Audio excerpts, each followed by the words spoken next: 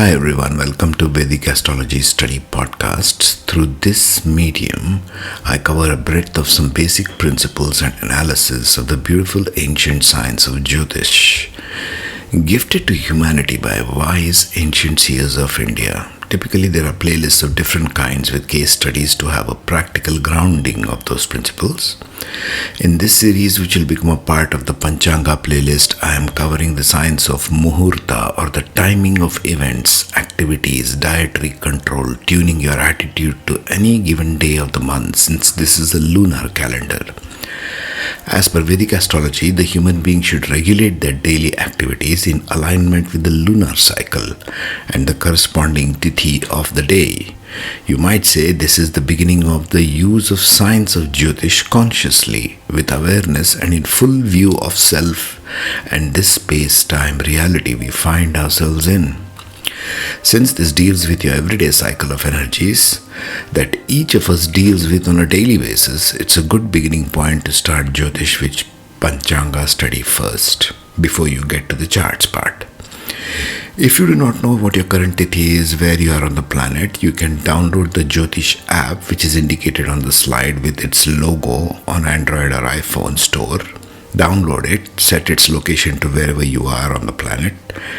Then click on Muhurta and Panchanga part as is shown on the slide, and it will tell you the current Panchanga aspects, the Tithi, the Vara, the Karana, Yoga and Nakshatra, which is typically where moon is transiting over. Then use these series as a study material to guide your daily activities, diet, attitude for any given day. The way I shall cover each tithi here begins with the element and deity, followed by the energy of the day, what to do, what to avoid, suggested mindset, elementary, dietary consideration, and the content is covered both for Shukla Paksha and Krishna Paksha tithis.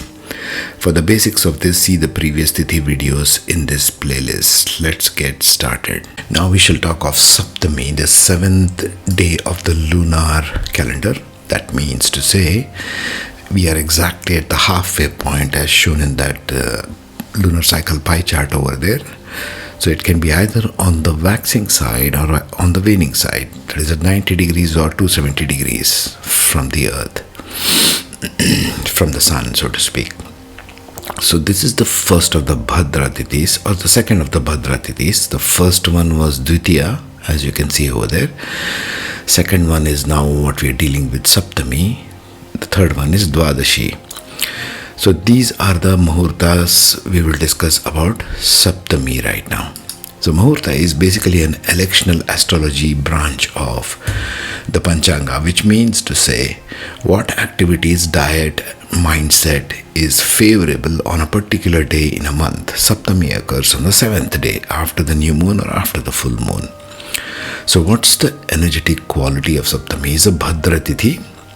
So what's the qualities of a Bhadra Tithi? Bhadra Tithi indicates stability, practicality, cooperation and balanced outcomes. Good for partnerships, work, travel and home related activities. The energy of a Bhadra Tithi is balanced, auspicious by nature, and this one is ruled by the earth element. Saturn is the planetary lord of the 7th Tithi, corresponding to the Saturday's energy. But don't let that mislead. Saptami is traditionally a bright, active day, often associated with sun. The being that is the sun, Surya, the sun god. Whatever is called God in the Vedic tradition is essentially an aspect of the absolute creator. Okay? Think of it that way.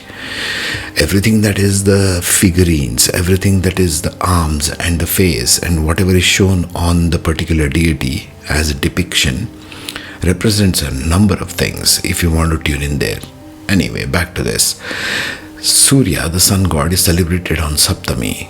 The most famous example in the Vedic tradition being Ratha Saptami, Magha Shukla the 7th, which symbolizes the sun's energetic grace on earth. We all live in this earth with the power of the sun.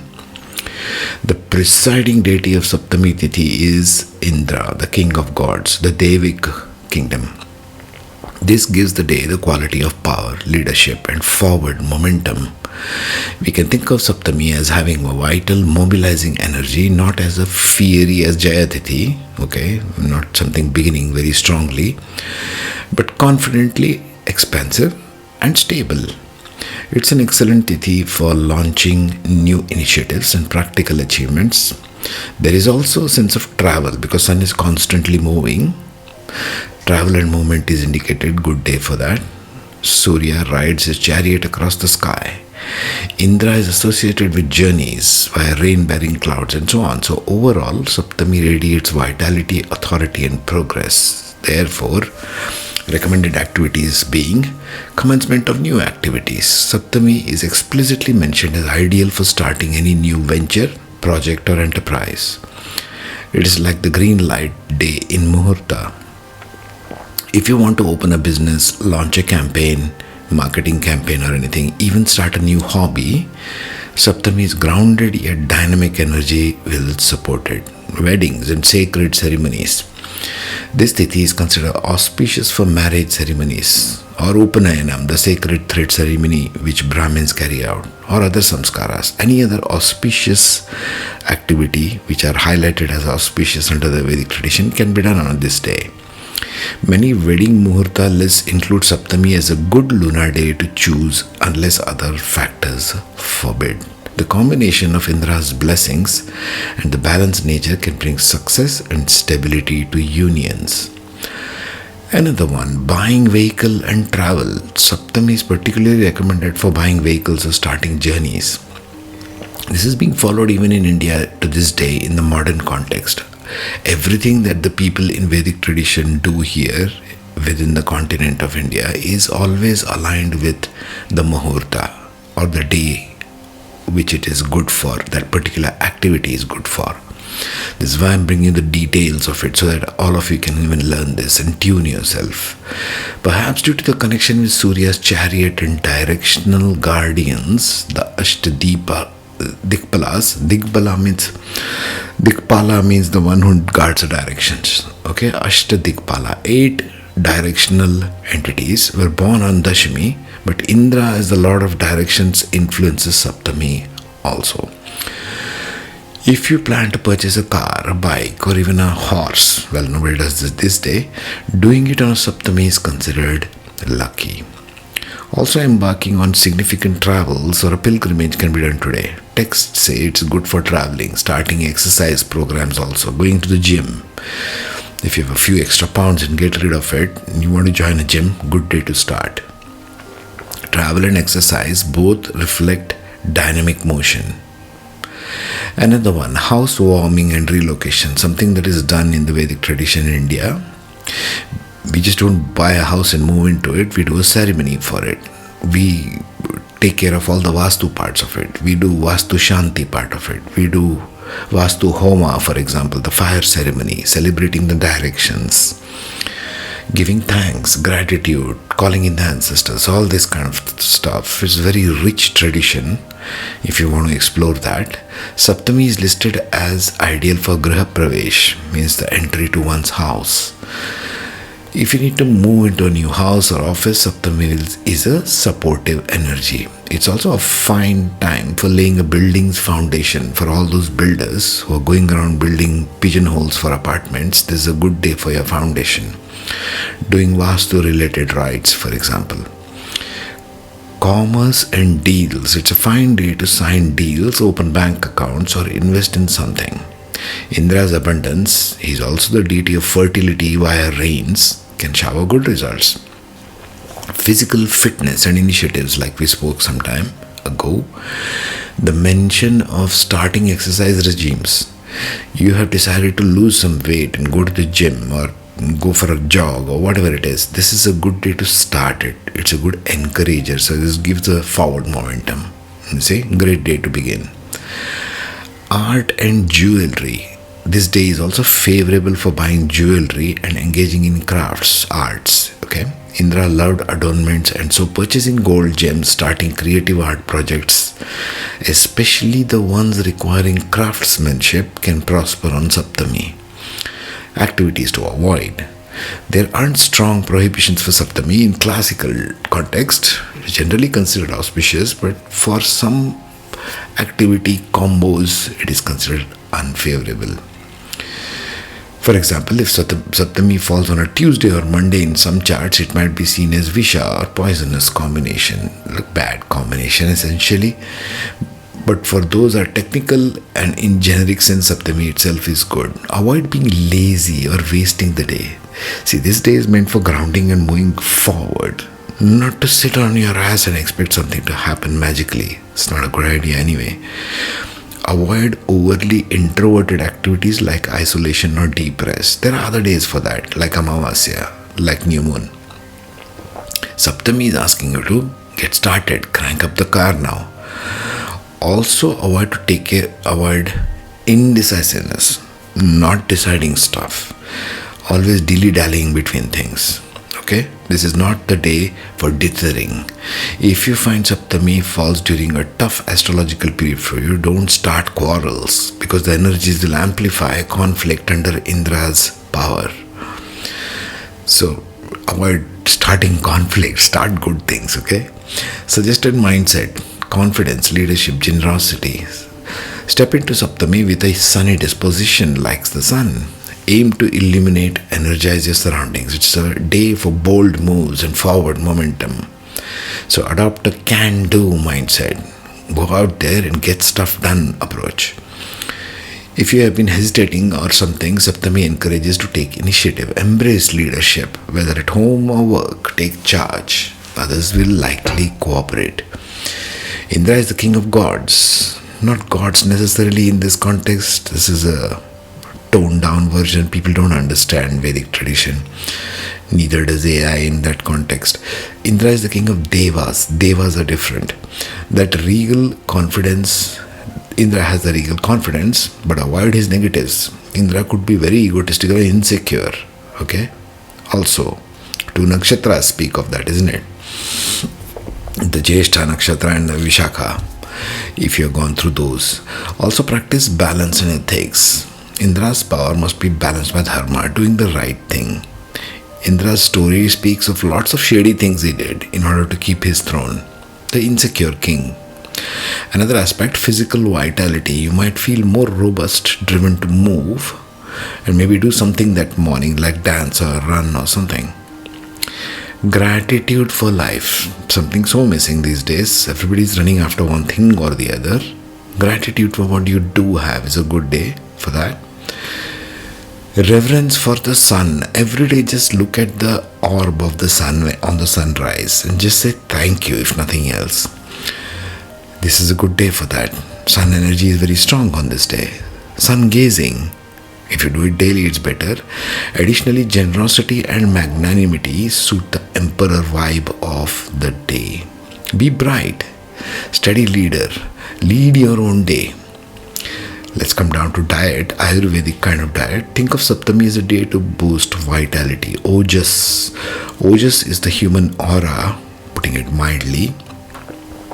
When Ojas wants to be higher calibration kind of thing, then you do mantra japa or you do yoga or meditation, that Ojas becomes Tejas. That's another discussion. So it boosts your aura. Some pointers are, with Sun and Saturn influences, your digestive fire, or called Jatra Agni, might be strong around midday. So make your lunch your main meal with nourishing, strength-giving foods. Whole grains like wheat, rice, millets, legumes and fresh vegetables are good. You could incorporate sun-kissed foods, literally those that ripen under the sun, like ripe fruits, solar herbs, sunflower seeds, saffron if available. Even citrus fruit for vitamin C to honor the sun. Avoid skipping meals unless you are intentionally fasting. Saptami isn't a day for fasting, okay? Those will come on other days. Saturn's influence wants us not to neglect the body needs while working hard. Saturn wants to support that. So eat on time, don't starve yourself. I see this fasting thing, many people in Vedic tradition get it wrong. They keep on doing all random kind of fast. Don't do that. We have a tradition. Follow it, please. A traditional practice on Ratha Saptami is to have a bath with arka or calotropis leaves on the body and consume a mix of 7 grains or 7 types of vegetables. The symbol 7, Saptami. This also hints at consuming variety of grains or veggies. Generally, vegetarianism or veganism has been there for God knows how many millennia in the continent called India. It's been there forever, okay? This is by default a vegan culture. Now, of course, all kinds of influences have happened. Hydration is the key. If you are physically active, drink water, electrolyte fluids. Coconut water is excellent. I can vouch for this. Coconut water is good for everything. Naturally sweet, cooling, moderate. It has all the minerals. Because Saptami can be a busy day, consider invigorating morning drink like warm water with lemon and ginger to kickstart your system. Ginger will ignite that Jatragni. Also incorporate something grounding. Small breakfast with some protein and healthy fat is good. Idlis are good. Dosas are good because they have a balance of carbohydrates and proteins. If you find yourself too heated or stressed by the day, you can wind down by taking a calm, cool shower, probably. Okay, you could also have some khichdi, the moong dal with rice steamed together with some ghee, a bowl of rice with yogurt, although I don't advise yogurt, especially at night. It's sort of avoided after sunset in India. Little buttermilk or thin lassi with cumin could calm the pitta. Alternatively, light soup with cumin, coriander, mint can soothe and aid digestion. Avoid heavy, greasy dinners. Never a good idea anyway, any tithi, which could disturb the newfound balance or interrupt sleep. Overall, sattvic, energy-rich foods, fresh, not stale, prepared with love. And do this, please. Prepare things with love. Consume things with love. When you are preparing food or when you are consuming food or water, as a general rule, I don't care which tithi, I don't care which nakshatra, whatever is going on in your life, just honor it. A lot has happened for that food and water to come down up till the tips of your mouth. Just be grateful for it. Have that posture, have that attitude. Spices like cardamom, cinnamon, pinch of clove can add warmth to aid circulation. And you can do this powder, cardamom, cinnamon and some clove very less of course, and consume it with some honey if you want. If it's a day of celebration for some of you, go ahead, enjoy traditional sweet festive dishes, but remember moderation. Moderation in all things is good anyway, isn't it? A bit of jaggery sweetened dish, oh I love jaggery, might be even apt as jaggery is often associated with Surya, the sun. In summary, feeding your inner warrior king Indra with nourishing vital foods. Think of the sun, always think of the sun also. Think balanced, robust and clean diet enabling you to have an active, joyful day ahead. Now let's see the specifics of Krishna part and the Shukla part with slight variations. For the Shukla Saptami, the brighter side, the waxing cycle of the moon, which is at 90 degrees almost, we are halfway through in the 15-day tithi from the new moon to the full moon, like you see there. Solar radiance, you can call that Surya, the sun god deity over there. Or you can even call him Indra, the lord of the devas. That's why he has a mace in hand. Okay, so they have made a symbolic representation, Mr. AI. Solar radiance and leadership, earth element. The earth element tithis, which are 2nd, 7th and the 12th, as you can see, Bhadra tithis are more grounded, okay? You can use grounded energies more on this day, whenever it happens in any given month. You can download the Panchanga app. I hope you have done that, because there you will find the Muhurta and the Panchanga and use it freely wherever you are on the earth. You can give your location there. Bright, vital and radiant like the rising sun. Just look at the rising sun every single day. I tell you, it is miraculous what it will provide you. Strong outward energy supporting leadership, visibility and authority. All qualities of Sun and Indra. A day to connect with vitality, clarity and responsibility. That's the energy of the day. What to do? Sun worship, especially Ratha Saptami. Sun worship, the word worship has been much abused, misused, etc. You're not bowing down to someone, you're an absolute soul. You're actually tuning into the energy of different elements of creation. All of this is Vishnu's creation. So you're tuning in your soul with aspects of creation, sun being one. Begin new ventures on this day, leadership initiatives or public roles. Travel, professional advancement or starting educational journeys is also good on this day. Community projects, honoring elders and authority, something we have lost. Time to get it back, isn't it? All these things. These are timeless principles. What to avoid: laziness, inertia, and avoiding responsibility. Look, this is a forward moving energy. If you sit on your ass on a Saptami, it won't do much good. Time to initiate stuff. Disrespect towards teachers, parents, or authority figures is not good. Avoid this. Overexposure and arrogance in leadership, something we see a lot about these days. Avoid that on this day. Suggested mindset: noble responsibility, humility with radiance. Lead by inspiration, not domination. Embody solar steadiness, shining equally on all like the sun. The sun doesn't discriminate, if you have seen that. All life, it shines on everything. Supported diets: unsupportive foods are wheat, jaggery, saffron, warm milk with ghee. Favor simple sattvic meals that strengthen the prana or the life energy. You can even do prana mudra on this day. I can do a different series on the mudras, I think, because I do it regularly. But anyway, avoid cold, excessively sour, tamasic foods that dim your vitality. That's Shukla Saptami. We'll deal with Krishna Saptami next. Take care.